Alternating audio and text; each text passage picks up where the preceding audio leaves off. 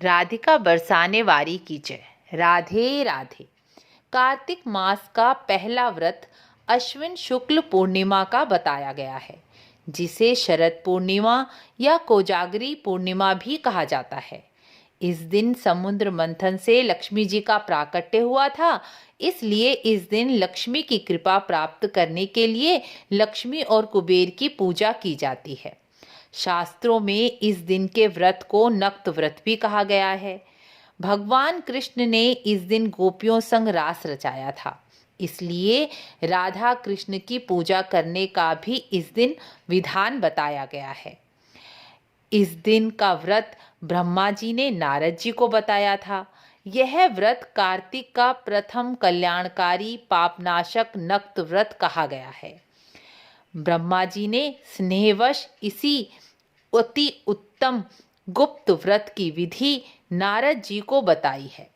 अश्विन शुक्ल पूर्णमासी को सूर्योदय से पहले उठकर स्नान कर लें। स्नान सिर समेत करें।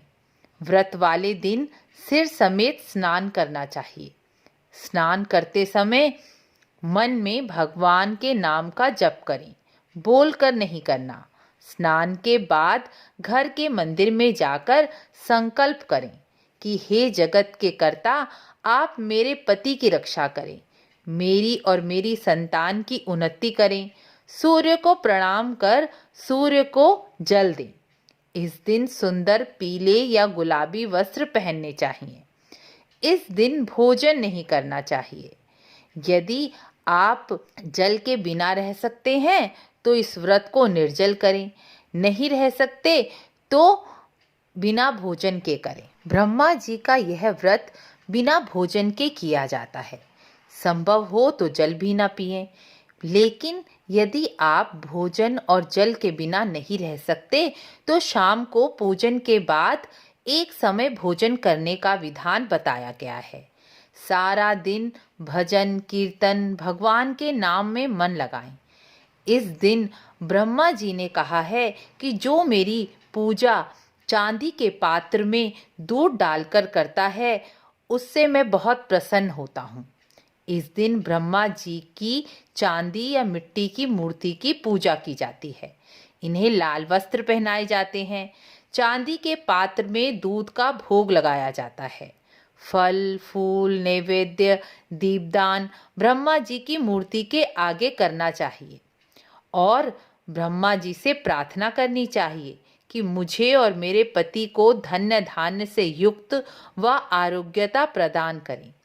इसके बाद ब्राह्मण को भोजन कराकर या ब्राह्मण को कच्चा भोजन भी दान दे सकते हैं। ब्राह्मण को भोजन देकर परिवार के वृद्धों को सबसे पहले भोजन कराना चाहिए, फिर बाद में स्वयं भोजन करना चाहिए। जल तारों को देखकर पीना चाहिए। यह अश्विन शुक्ला पूर्णमासी का व्रत ब्रह्मा जी का नक्त व्रत कहलाता है। यह व्रत सब प्रकार के पापों का नाश करने वाला और समस्त कामनाओं को पूर्ण करने वाला, धन्य धान्य और संतति की वृद्धि करने वाला गुप्त कार्तिक का प्रथम व्रत शास्त्रों में कहा गया है। यह बात मैं नहीं कह रही, यह बात स्वयं ब्रह्मा जी ने अपने पुत्र नारद जी को बताई है।